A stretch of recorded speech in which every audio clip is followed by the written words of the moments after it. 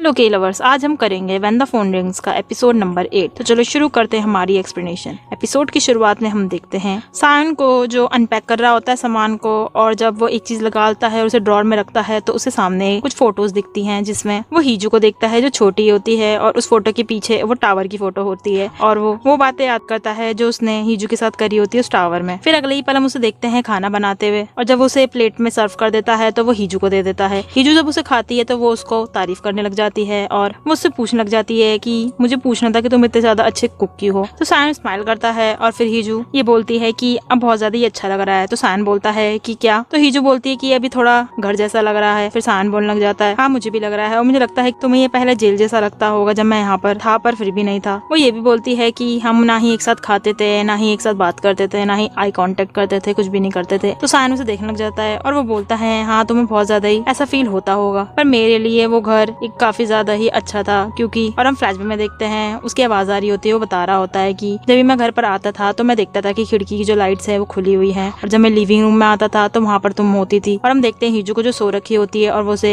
एक ब्लैंकेट उड़ा देता है। फिर वो ये भी बोलता है कि जब भी मैं तुम्हें देखता था तो मुझे लगता था कि मेरे आसपास की जो शोर शराबा है वो कम हो चुका है और मैं काफी ज्यादा ही पीसफुल महसूस करता था। फिर वो यही बोलता है कि तुम्हें याद जब मैंने तुम्हें बोला था कि मेरे लिए कोई भी फीलिंग्स मत रखना। और हम फ्लैश में देखते हैं जब वो उसे बोल रहा होता है तो हीजू बोलती है कि हाँ मैं कैसे भूल सकती हूँ क्योंकि तुम बहुत ज्यादा ही रूड थे। सायन बोलने लग जाता है वो इसलिए रखा था क्योंकि मेरा भी कुछ सीक्रेट है और मैं चाहता था कि तुम उस सीक्रेट से दूर रहो, तो इसलिए मैंने पहले ही ड्रॉ कर दी थी लाइन को। हीजू सुनती है, फिर वो याद करती है फ्लैशबैक में जब वो बोलता है कि तुम मेरे प्लान का पार्ट नहीं थी। फ्लैशबैक को याद करने के बाद हीजू से पूछने लग जाती है तो तुम्हारा कोई प्लान था, तुमने बताया था मुझे, तो वो कौन सा प्लान है? तो सायन बोलता है जब टाइम आएगा मैं तब बताऊंगा, अभी नहीं। फिर हीजू से बोलती है कि मुझे भी तुम्हें कुछ बात बतानी है सारी की सारी, और हम देखते हैं वो उसे उसी अननोन नंबर का मैसेज दिखाती है और सायन बोलता है कि कोई बात नहीं मैं इसको ट्रैक कर लूंगा, तुम्हें टेंशन लेने की जरूरत नहीं है। फिर हीजू बोलती है फोन के बारे में, तो सायन बोलता है और वो जो फोन है उसका मैं कुछ भी नहीं करूंगा, ना मैं उसे पुलिस को दूंगा, हम उसे ऐसे ही रखेंगे। हीजू बोलती है चलो कोई बात नहीं हम रिवील कर सकते हैं, पर सायन बोलता है कि नहीं हमें नहीं करने की जरूरत है। तो हीजू उसकी बात भी मान जाती है। फिर सायन बोलता है कि वैसे अब मैं काफी ज्यादा ही सैड हूँ क्योंकि अब हम अच्छे से बात नहीं कर पाएंगे, क्योंकि पहले हम इस फोन के थ्रू काफी ज्यादा अच्छे से बात कर पाते थे। वो स्माइल भी करता है और वो ये भी बोलता है कि जब तुम फोन पे थी तुम ज्यादा ही अलग तरीके से बोल सकती थी, पर अब पता नहीं तुम बोलोगी या नहीं बोलोगी। और वो ये भी बोलता है कि वो जो तुम्हारा कॉस्ट्यूम था, तो हीजू बोलती है कि क्या? सायन अंदर जा रहा होता है कि हीजू उसे रोक लेती है। फिर वो उसको देखती है अलग हो रही होती है, लेकिन सायन उसका हाथ पकड़ के उसे रोक लेता है। फिर हीजू बोलती है वैसे मैं बिलीव नहीं कर पा रही हूँ अभी भी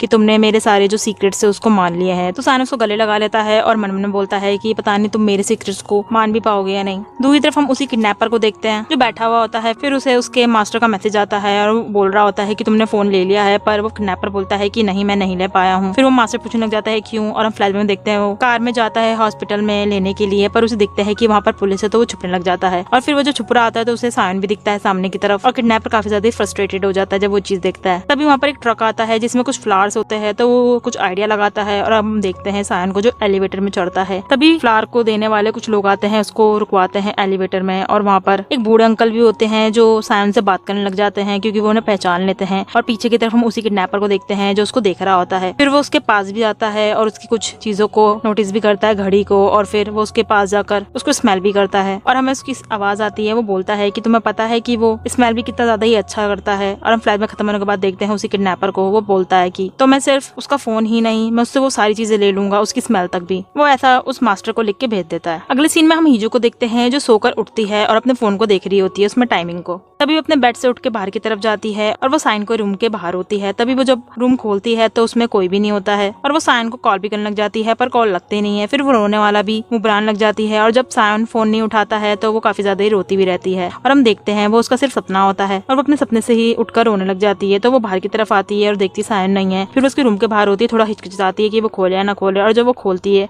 तो सायन उसके सामने होता है। तो उसके पास जाती है, उसके बेड में उसको देख रही होती है। फिर उसे दिखता है कि वो थोड़ा मूवमेंट कर रहा है, तो वो जा रही होती है कि तभी सायन उसको उसके बेड पे ही खींच लेता है और उसको अपने साथ सुला देता है। फिर उससे क्वेश्चन करने लग जाता है कि वो ठीक से सोई या नहीं सोई, तो वो बोलती है कि हाँ। और फिर हीजू पूछती है कि तुम वर्क के लिए नहीं जाओगे, तो सायन बोलता है कि मैंने 3 साल से पूरे टाइम वर्क ही करा है, तो मैं जब कुछ टाइम के लिए हॉलीडे लूंगा तो यहाँ पर कोई दिक्कत नहीं होने वाली है। फिर वो हीजू से पूछता है कि तुम्हें कुछ करना है, तो हीजू बोलती है मैंने कभी इमेजिन नहीं करा था कि हम ये सारी चीजें एक साथ करेंगे। और हम देखते हैं उसकी इमेजिनेशन में जब अपने कलीग के साथ होती है तो वो बोलती है कि मैंने कभी कभी ये इमेजिन करा है कि हम एक पार्क में होंगे और वहाँ पर पिकनिक कर रहे होंगे, में हम उसे पिकनिक करते हुए देखते हैं, जैसा सब एक साथ करते हैं। और जब वो जॉगिंग पे जा रही होती है तो वो देखती है कि वो सायन के साथ एक कुत्ते के साथ जॉगिंग पे होती है और काफी ज्यादा खुश होती है। वो उन्हें जाते हुए देख रही होती है। उसकी इमेजिनेशन खत्म होने के बाद सायन पूछता है कि तुमने कब से ये इमेजिन करना स्टार्ट करा है? तो हीजू बोलती है शायद मैंने। और हम देखते हैं फ्लैशबैक में जब सायन उसको लेने के लिए आता है और वो पुलिस वालों को बताता है कि उसकी वाइफ है। तो सायन पूछता है कि तुम मुझे उस टाइम से पसंद करती हो? तो हीजू बोलती है ऐसा नहीं है, और वो थोड़ा हंसती भी है। पर सायन बोलता है कि पर मैं तुम्हें काफी टाइम से पसंद करता हूँ, उससे भी पहले। और वो एक दूसरे को गले लगा रहे होते हैं कि तभी उसका फोन बजने लग जाता है। जब वो फोन में देखता है तो उसको उसके कलीग का फोन आता है और वो बोल रहा होता है कि आपको जल्दी से ऑफिस आना पड़ेगा क्योंकि हमें यहाँ पर कुछ अर्जेंट है। और हम देखते हैं दूसरी तरफ सायन को पापा को जो जा रहे होते हैं कि तभी उनके सामने कुछ रिपोर्टर्स आते हैं उनसे क्वेश्चन करने के लिए, और उनमें ह्योकजिन रिपोर्टर भी होता है जो क्वेश्चन कर रहा होता है। तभी वहाँ पर कुछ बुके आते हैं बड़े बड़े से, और उनमें लिखा होता है, उसमें सायन के दादा और उसके पापा का नाम लिखा होता है। और वो ये बोलता है कि मुझे पता है कि सायन ने क्या करा है। सायन के पापा उस चीज को देख रहे होते हैं और दूसरी तरफ हम देखते हैं सायन को जो अपने ऑफिस में आता है और देखता है कि वो पूरा खाली है। कि तभी उसके कलीग्स जो होते हैं जल्दी से निकलते हैं, कुछ अपने हाथ में बोर्ड को लेकर, और उसमें चेयर अप करने वाले वर्ड्स लिखे हुए होते हैं। सायन वो देखते ही थोड़ा सा रिलीफ महसूस करता है और फिर उसके कलीग्स उनसे चेयर अप करने लग जाते हैं। वो चेयर अप कर रहे होते हैं कि तभी वहाँ पर दोजी आ जाता है और वो बोलता है किसी प्रॉब्लम के बारे में। और अगले पर हम देखते हैं वो सायन को बता रहा होता है कि ये हमने ट्रैक करा है और ये लोकेशन है वहाँ की। तो सायन वो ले लेता है और बोलता है कि ये पुलिस को मत बताना और भी फिलहाल के लिए केयरफुल रहना, और तुमने अच्छा काम करा। और वहाँ से वो चला जाता है। दूसरी तरफ हम संगवू को देखते हैं जो उसी ऑर्फनेज में जाता है और वहाँ पर उसकी मॉम जो होती है वो बोल रही होती है कि जो तुमने पूछा था उस केस के बारे में क्या हुआ। तो संगवू बोलता है कि अभी कुछ पता नहीं चल रहा है। फिर उसकी जो मॉम होती है वो पूछने लग जाती है कि वो लड़की नहीं आई तुम्हारी गर्लफ्रेंड? तो संगवू बोलता है कि कौन? वो जो आई थी पिछली बार। तो संगवू बोलता है कि वो मेरी गर्लफ्रेंड नहीं है। तो वो बोलती है अच्छा, लेकिन वो दूसरी वाली भी नहीं आ रही है, हीजू जो तुम्हें पसंद थी। तो संगवू बोलता है कि आपको पता था? तो उसकी मॉम बोलने लग जाती है कि हाँ मुझे पता था कि तुम उनको काफी बार लाए थे यहाँ पर। और वह हीजू के बारे में पूछने लग जाती है। दूसरी तरफ हम हीजू को देखते हैं जो बैठी हुई होती है और उसकी मम्मी वहाँ पर आती है। वो आते ही हीजू को काफी चीजें बोलती है सायन के बारे में और इना के बारे में बोलती है। जब वो इना के बारे में बोलती तो हीजू कुछ रिएक्ट नहीं करती। तो वो बोलने लग जाती है कि तुम्हें मतलब इना के बारे में पता था और तुमने बताया भी नहीं। वो वार्निंग कर रही होती है इना के बारे में कि तभी हीजू को मैसेज आते उसे किडनैपर के, और वो बोल रहा होता है कि तुम्हें याद है सिस, मैंने तुमसे पहले क्या कहा था कि तुम्हें सायन के बारे में कुछ भी नहीं पता है। उसकी मम्मी बोल रही होती है पर हीजू सिर्फ उसे मैसेज में ध्यान देती है, तुम्हें जानना है। फिर उसकी मम्मी वहाँ से चली जाती है और वो उसे एक वीडियो भी भेजता है। दूसरी तरफ हम सायन को देखते हैं जो कार चला रहा होता है कि तभी उसे रिपोर्टर का फोन आता है और वो रिपोर्टर बोलता है कि मैंने तुम्हें मैसेज भेजा है, उसमें फोटोज को देखो। और वो नहीं बड़े बड़े फोटोज को देखता है बुके वाले, उसमें लिखा भी होता है उस चीज के बारे में। तो रिपोर्ट पूछने लग जाता है कि ये कौन है जो तुमसे इतना ज्यादा ही बदला लेने की कोशिश कर रहा है। तो सायन बोलता है कि मैं वही देखने जा रहा हूँ। तो रिपोर्टर पूछता है कि कहाँ पर। और दूसरी तरफ हम हीजू को देखते हैं जो उसी वीडियो को देख रही होती है। फिर वो सोच में पड़ जाती है कि वो सायन को फोन करे या ना करे, पर वो रुक जाती है और वो देखती है कि उसके फोन में सांगवू का मैसेज आता है और वो पूछ रहा होता है कि तुम क्या कर रही हो। फिर हम सांगवू को देखते हैं जिसको रिप्लाई आता है हीजू का, और वो पूछती है कि हाँ ये काफी टाइम की बात है। और फिर हीजू लिखने लग जाती है कि तुम भी ठीक हो या नहीं हो, पर मैं तुमसे भी मिलना चाहती हूँ। तो सांगवू बोलता है कि अभी। अगले सीन में हम देखते हैं हीजू और सायन के पापा को। जो सायन के पापा होते हैं वो काफी चीजें उनसे बोल रहे होते हैं कि अभी तक आपने एक चीज को हैंडल नहीं करा है। वो उन्हें अपने पुराने टाइम के लिए धमकी दे रहा होता है, पर हीजू के जो पापा होते हैं वो बोलते हैं कि पर मैंने उसके बदले तुम्हें काफी चीजें दिए भी हैं, इसे तुम बोल नहीं सकते हो। और वो ये कहकर वहां से जा रहे होते हैं कि तभी सायन के पापा बोलते हैं कि पर तुम्हें मुझे कुछ रिपे नहीं करना चाहिए जो तुमने मुझे 3 साल से एक उधारी पे रख रखा है। और हीजू के पापा उसे देख रहे होते हैं। दूसरी तरफ हम देखते हैं हीजू और सांगवू को जो बात कर रहे होते हैं, और हीजू उसी केस के बारे में पूछती है मिसिंग वाले के बारे में। तो सांगवू बोलता है अच्छा तुम्हें जानना है। दूसरी तरफ हम सायन को देखते हैं जो एक जगह पर जाता है और वहाँ पर अंदर घुस के वो इधर उधर देख रहा होता है। वो एक रूम के बाहर होता है और वहाँ पर गेट खोल के अंदर जा रहा होता है कि अंदर जाते ही उसको दिखता है कि प्रोजेक्टर खुला होता है और उसमें वही सेम वीडियो चल रही होती है और उसमें कुछ लोग बातें कर रहे होते हैं। फिर तभी वीडियो खत्म होने के बाद कुछ वर्ड्स आते हैं कि तुमने ये करा, तुम ही हो जो किलर हो, पार्क सायन। फिर वापस से वीडियो चलने लग जाती है और उस वीडियो में सायन देखता है कि नीचे की तरफ एक न्यूज होती है जिसमें मिसिंग ऑर्फन केस होता है जो सांगवू कर रहा होता है फाइंड आउट। कि तभी उसको कुछ आवाज आती है सायन को और बाहर की तरफ देखने लग जाता है। बाहर की तरफ हम सांगवू और हीजू को देखते हैं जो उसी केस के बारे में बात कर रहे होते हैं और सांगवू बता रहा होता है कि वो यही जगह पर है। वो कुछ चीजें बोल रहा होता है और हीजू को याद आती है कि हाँ इन दोनों ने पहले ही बात करी थी। फिर सांगवू बोलता है कि चलो हम चलते हैं और सुबह के टाइम में आएंगे। जब सायन बाहर की तरफ आता है और देखता है कि वो हीजू और सांगवू है, वो देखता रहता है। फिर हम देखते हैं सांगवू और हीजू को जो जा रहे होते हैं कि तभी हीजू को फोन आता है सायन का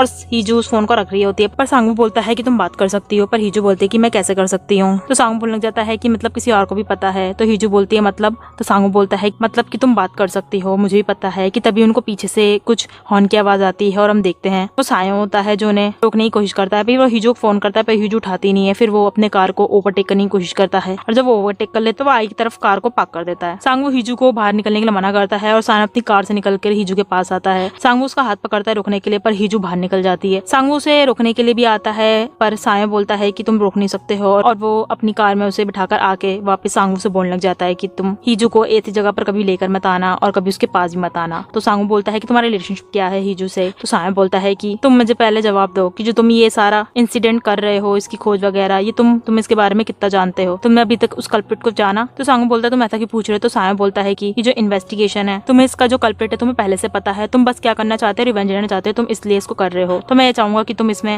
हीजू को बीच में ना लाऊं। और वो उसे वार्निंग करके वही केस को रोकने की कोशिश करता है। और वो ये भी बोलता है कि ये सारी चीजें किडनैपिंग वगैरह, एक्सप्लोजन वगैरह सब चीजें जब से हुई हैं, जब से तुम इस केस के बारे में बात करने लगे हो, मुझे पता है। वो ये कह के अपनी कार में चला जाता है। हम सांगवू को देखते हैं जो उसको देख रहा होता है। फिर जब साया और हीजू जा रहे होते हैं कार में तो साया पूछता है कि तुम यहाँ पर क्यों आई थी। तो हीजू बोलती है कि इसकी वजह से, और वीडियो दिखाने लग जाती है। तो साया कार को रोकता है एक जगह पर और उसी वीडियो को देखने लग जाता है और उसके अननोन नंबर के मैसेज को भी पढ़ता है। फिर जब हीजू उसके पास आती तो बोलने लग जाता है कि तुम इस वजह से गई हो यहाँ पर, तुमने मुझसे क्यों नहीं पूछा, तुम्हें मुझसे पूछना चाहिए था, तुम डरी हुई थी। वो ऐसा हीजू पूछता है तो हीजू बोलती है कि हाँ मैं डरी हुई थी। तो साया उसे देख रहा होता है और वो थोड़ा डिसअपॉइंटेड होता है तो पीछे की तरफ मुड़ जाता है। तो साया पूछता है ऐसा क्यों, तुम काफी ज्यादा ही डरी हुई हो क्योंकि तुम्हें लग रहा है कि तुम मेरे बारे में कोई ऐसा सीक्रेट जान जाओ तो तुम्हें बिल्कुल भी अच्छा न लगे। फिर हीजू उसकी बात सुन रही होती है कि तभी वो बोलती है कि हाँ मैं डरी हुई हूँ क्योंकि मुझे ऐसा लगता है कि मैं तुम्हारे बारे में ऐसा कुछ ना जान लूं कि जिसकी वजह से कि तुम मुझसे दूर भाग जाओ और तुम मुझे बिल्कुल भी माफ ना करो। वो काफी चीजें बोलती है कि मैं काफी ज्यादा डरी हुई हूँ, वही चीजें बोलती है काफी ज्यादा रोते रोते। और वो ये भी बोलती है कि मुझे ऐसा लगता है कि तुम अगले ही पल कहीं चले जाओगे। और वो ये भी बताती है कि मुझे लगा था सुबह सुबह कि तुम हो नहीं, क्योंकि मुझे ऐसा सपना आया था। और वो सपने के बारे में भी याद करती है। वो जब रो रही होती है और साइंस की बातों को सुन रहा होता है तो वो उसके पास आता है, उसे गले लगा लेता है और वो ये बोलता है कि मैं तुम्हें कैसे बिलीव करवाऊं, मैं ऐसा क्या करूँ। तो हीजू उसको सामने देख के बोलती है कि तुम मुझे सारी चीजें बता दो जो कि तुम्हें बतानी चाहिए, मैं सारी चीजों को जानना चाहती हूँ। ऐसा रोते रोते बोल रही होती है। फिर साया बोलता है कि तुम क्या करोगी अगर जो साया तुम्हें पता है कि वो ऐसा ना हो और बल्कि इस दुनिया से चला जाए। मेरे सारे टाइटल वगैरह, नाम वगैरह, और जैसे कि मैं अपने पापा और अपने ग्रैंडफादर का ग्रैंडसन या बेटा ना रहा हूँ। अगर कभी ऐसा हो तो बस ये याद रखना कि जो साया तुम जानती हो वो है और बाकी कुछ भी नहीं है। वो ऐसा बोल रहा होता है, उसे गले लगा लेता है और वो दोनों रो रहे होते हैं।